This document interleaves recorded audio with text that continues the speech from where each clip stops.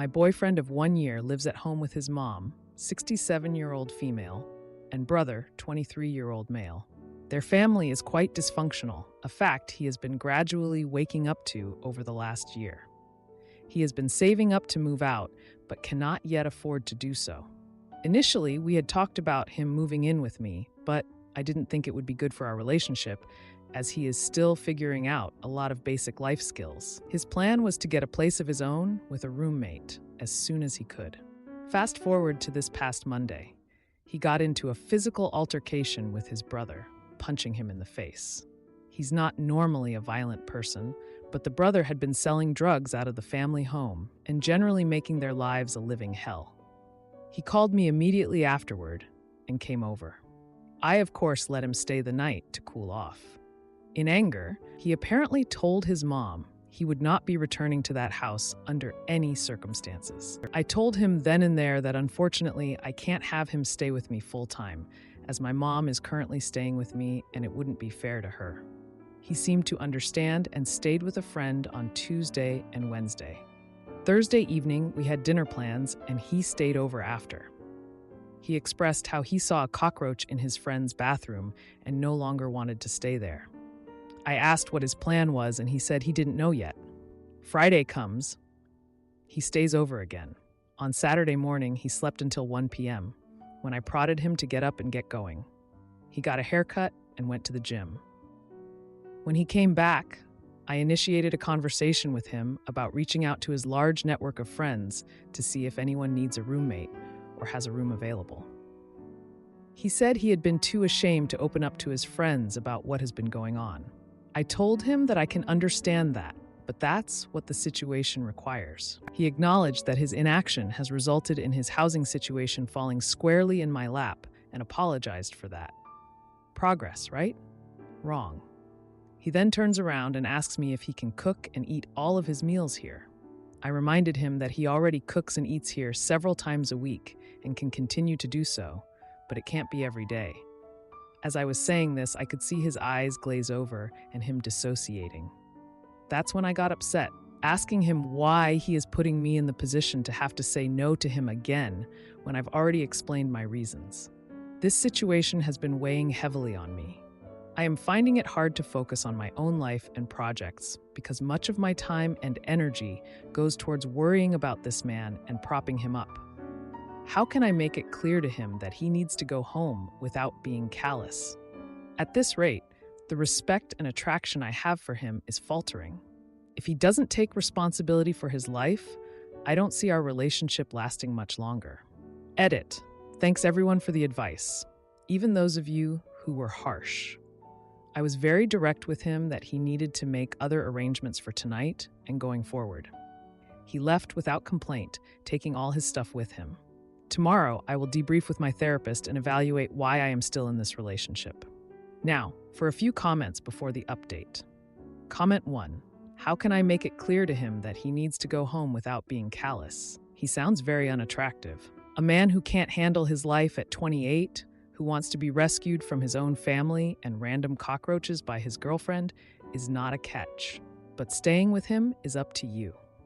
As for kicking him out, you probably will have to be callous. He can either support himself or he can't. It's best to find out now. Comment 2. Seems like he's trying to create the emergency that will get him into your place. You only have his word that all of these things have happened.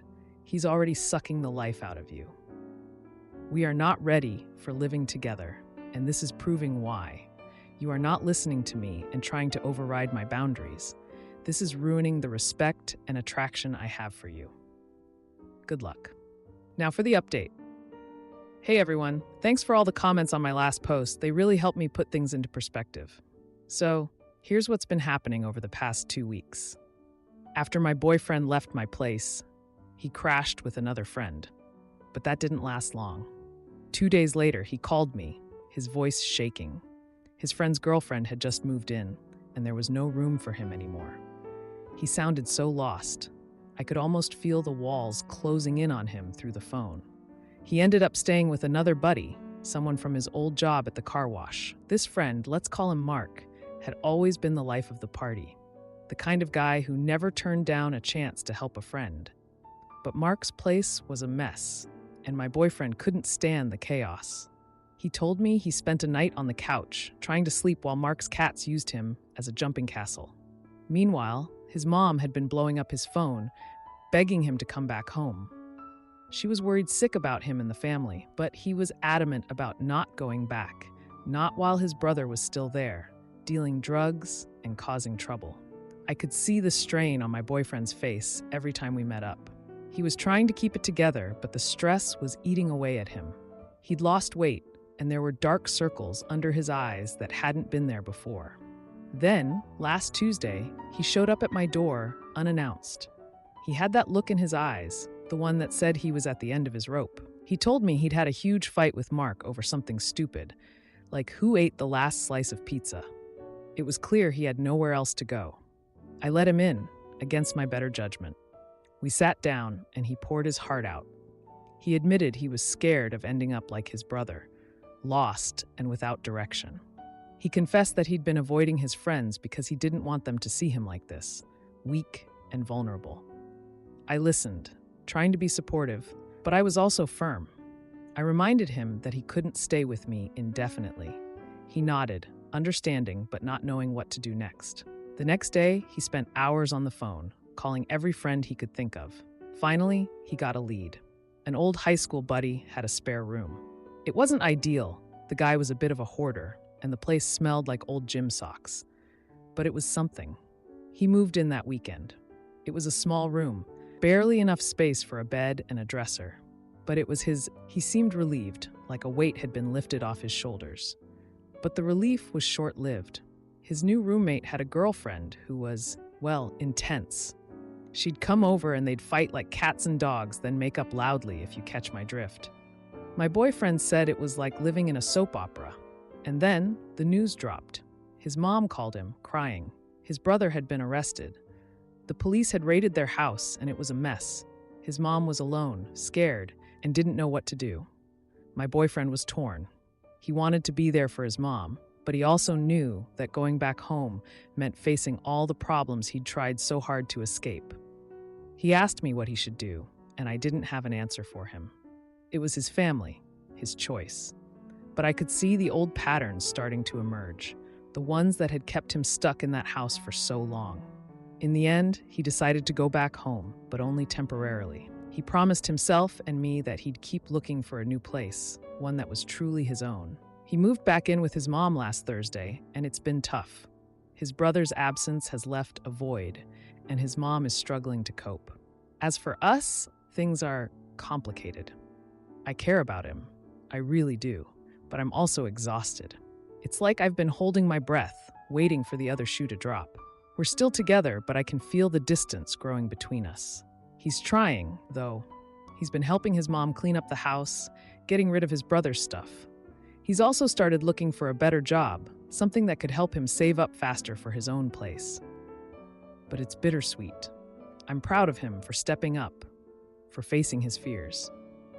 Yet I can't shake the feeling that this is just a temporary fix, that the chaos of his family will pull him back in. I thought my rich BF and his parents loved me, but then I found out he was secretly texting his ex. Boy, did they regret it when I left. Hey all, maybe I'm being weird about this, but I could really use some perspective here.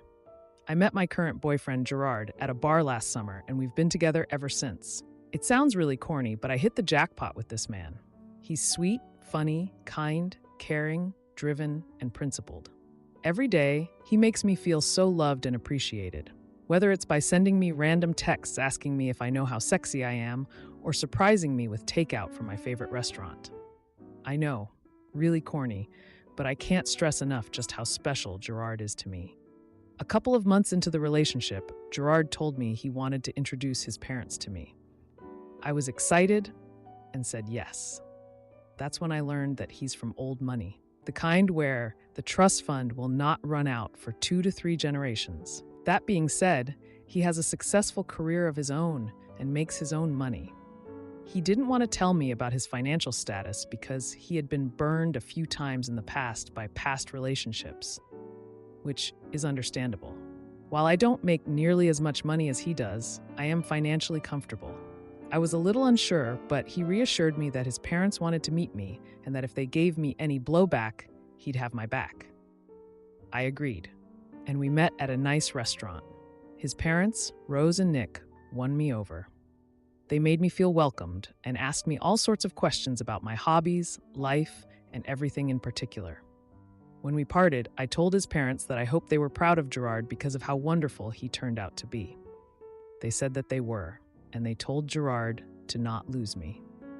Ever since then, Rose and Nick always ask how I am and how my latest sewing projects are going. Rose and Nick's 40th wedding anniversary is on February 1st. Because Rose mentioned how much she likes the photos of my projects, I decided to make them one. I usually make my own gifts. The reason for this is because I feel it's more meaningful. For his birthday last month, I made Gerard a needlepoint of Aragorn's standard from The Lord of the Rings. He adored it and has it proudly hanging in his office. Gerard knows I'm making this quilt for Nick and Rose and helped me pick the fabric. One of my friends has a fabric printer, so I got copies of pictures to make panels for the quilt. Things like their engagement photo, their wedding photo, Gerard's baptism, pictures of vacations, etc. It's coming along nicely. This morning, Gerard asked me if I was willing to help him pick out a purse for Rose. Her birthday is in a couple of weeks. Imagine my surprise when I saw it was a Louis Vuitton purse. I guess that's when it really sank in for me, just how much money this family has. I don't know why, but it made me feel really inadequate, almost like I don't measure up. At once, I got unsure about my own gift. I'm not sure what to make of my feelings, or even if I should be having these feelings at all. Should I bring it up to Gerard, or should I just keep my mouth shut? Am I being a gold digger? Now for a few comments before the update. Comment 1. I think the wealthy couple will like your gift. It is easy for them to buy any expensive item that they want for themselves. For example, a Louis Vuitton handbag. A custom-made quilt with printed family photos is not easy to come by. The thought and time that goes into a custom-made quilt far exceeds ordering a handbag from a retailer. Comment 2. Girl, knock that off. You like them, they like you, and have given you zero reason to doubt yourself. Don't sabotage yourself, and know that there are going to be times when you realize that they exist in a different world. Slap yourself squarely on the face and remind yourself to embrace the fairy tale. Now for the update. Hey all, thanks for the support and advice on my last post. I really needed that perspective and it helped me a lot. But boy, do I have an update for you. So the quilt I was making for Rose and Nick's anniversary, it was a hit. They absolutely loved it, and Rose even teared up a bit. It felt amazing to see them so touched by something I put my heart into. But that's where the good news ends, and the drama begins. Remember how I mentioned Gerard helped me pick out the fabric for the quilt? Well, turns out, he wasn't just being the supportive boyfriend I thought he was. I found out that he was actually reporting back to his ex, Marissa, about everything we were doing. Marissa, who I learned was a part of his life for a long time before I came along, was apparently not over Gerard. And Gerard? He wasn't as over her as he claimed to be. It all came crashing down when I stumbled upon texts between them on Gerard's phone. I wasn't snooping, I swear. His phone buzzed with a message from work. But when I glanced at the screen, I saw a heart emoji and knew something was off. The texts were flirty, with Marissa teasing him about our little seamstress and how she could never compete with my quaint crafts. Gerard was eating it up, telling her how he missed her sophistication and class. I was devastated. Here I was, feeling insecure about not fitting into their world of wealth, and Gerard was betraying me with someone who did. It felt like a punch in the gut. I confronted him, and it was a mess. He tried to explain that he was just trying to keep Marissa at bay by making her think he was still interested, so she wouldn't cause a scene at his parents' anniversary party. But that didn't add up. Why keep it a secret? Why the flirty texts? The confrontation led to a huge fight, and in the heat of the moment, Gerard let slip that Marissa was the one who had introduced him to that high-end purse for his mom. That's right, the Louis Vuitton purse he asked for my help with. It was her idea. I felt like such a fool. I thought back to all the times Gerard had been a little too busy to hang out or when he'd cancel plans last minute. It all made sense now. He was with Marissa. And the worst part? Rose and Nick knew about it. They had been pushing him to get back with her because they thought she was a better fit for their family. My quilt, my presents, it was all just a show for them. I was heartbroken, not just because of Gerard, but because I thought I had a real connection with his parents. I had poured so much of myself into that quilt, into being a part of their lives, and it was all based on lies. Gerard begged for forgiveness, saying he realized he truly loved me and not Marissa. But the trust was broken. How could I believe anything he said now? I packed up my things and left.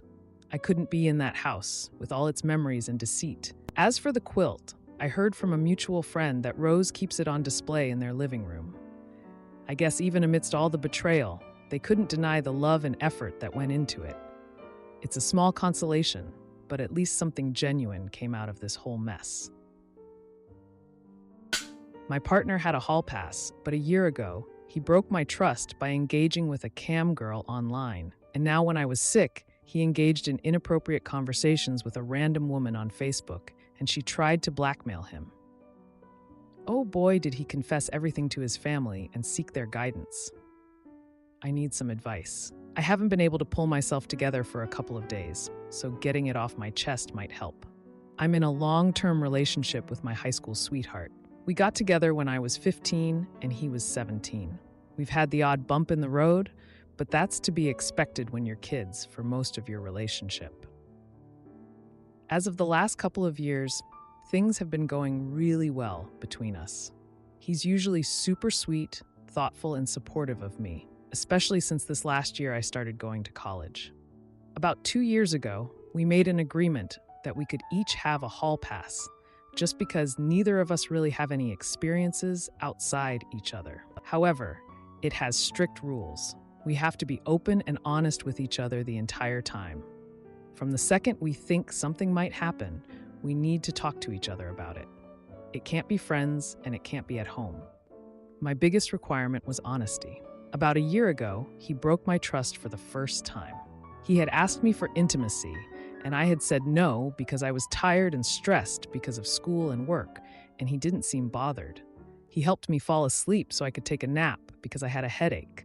When I woke up from the nap, he was out in the living room, which didn't arise as strange, so I quietly went to playfully scare him. Well, when I approached from behind, I noticed he was on one of those cam girl sites where you can talk and interact with them. And for me, this is a no-go.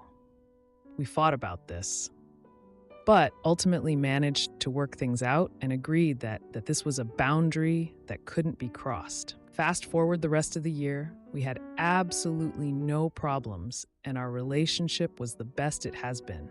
Now, I've been fighting with a cold since New Year's Day, an awful chest cough that makes it hard to catch my breath. I got off work and had an awful headache that made me nauseous from coughing so much. He went and picked me up meds and helped me in the shower to relax my chest. Once I got out of the shower, I was starting to feel better, and he fed me and got me relaxing in bed. We watched some TV, then I told him I was falling asleep, and he asked if I felt good enough for some intimacy to help me sleep. I told him no, I wasn't feeling good enough yet. Again, he was totally understanding. I fell asleep with my hands on his chest, listening to his heartbeat so I could focus on not coughing. I fell asleep. Then less than an hour later, he wakes me up in a panic because he was talking to some random woman that just added him on Facebook. You can guess the context. And they began video chatting. She took a screen record of his junk and was going to send it to his entire friends list if he didn't send her money. All he kept asking me is what he should do. And in my rage, I told him I hope she sends it because that's what he deserves. I ended up leaving for the entire night and stayed in my car. Then once he left for work the next day, I came home and cleaned all his stuff out of our room and put it in the living room. I haven't been able to bring myself to talk to him. I haven't been able to leave my bed since I came home. I don't know what I should do. I don't know if I can ever be with him again, because I don't know how I'm supposed to ever trust him again. Any opinions would be really helpful. Thanks. Now, for a few comments before the update. Comment 1. If you stay, he will continue to do this. You only know about 2 incidents, but it is incredibly likely he has done more that you do not know about. There is nothing to save here. When he gets back, tell him he has X time to move out. Until then, he has the couch. Comment 2. As someone who was also cheated on by their high school sweetheart, the lesson I learned was once a cheater, always a cheater. Read Leave a Cheater, Gain a Life by Tracy Schorn. It is what helped me a ton. Leave and find someone who respects you. Now, for the update. Hey everyone, it's been a wild 3 days since my last post, and I've got an update for you all. I've been reading through your comments and advice, and it's been a mix of comfort and a reality check. So, here's what went down. After I kicked my boyfriend's stuff out of our room, I was a mess.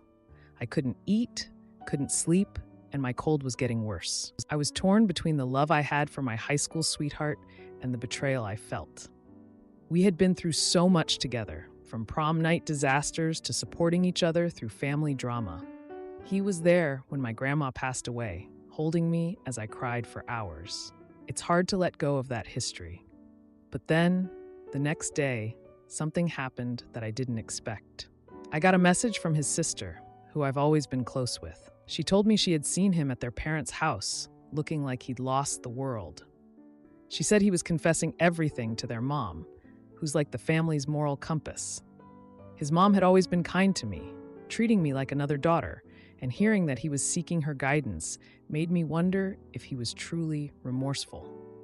I spent the whole day in bed, thinking about what to do, when there was a knock on the door.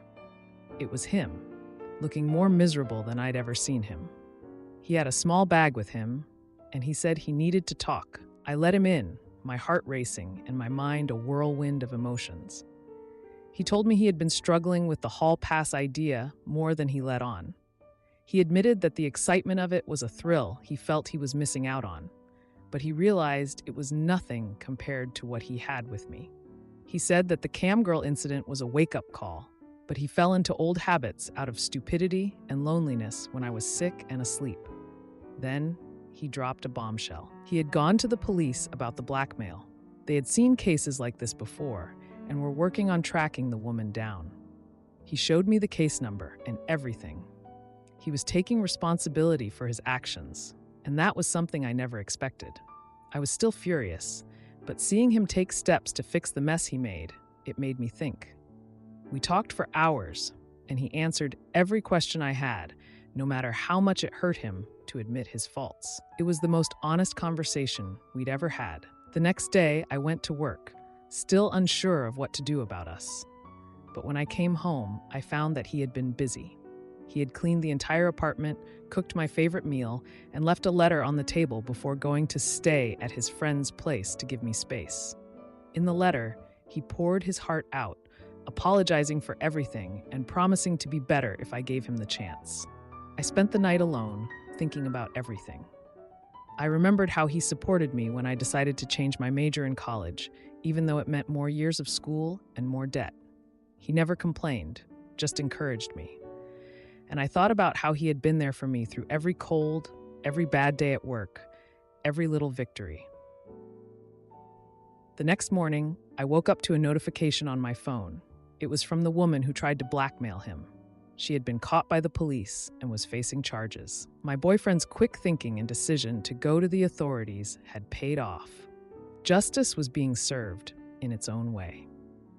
If you like this video, you'll probably like these too. Also, while you're here, please consider subscribing. It's your support that keeps this channel alive and allows me to make better and longer videos. Have a great day.